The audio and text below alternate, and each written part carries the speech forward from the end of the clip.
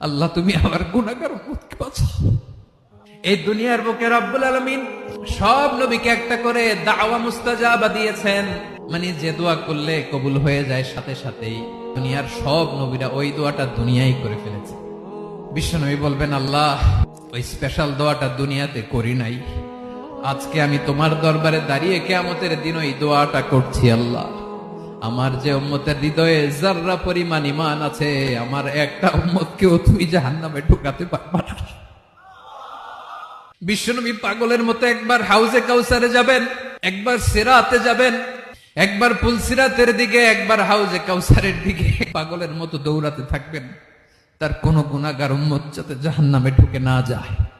উম্মতি বিশ্বনবী আমার জন্য কাঁদবেন, আপনার জন্য কাঁদবেন, আমাদের জন্য সেদিন কেঁদে কেঁদে জাহান্নামের দরজায় দাঁড়িয়ে আমাদেরকে টেনে টেনে জান্নাতে ঢুকাবেন।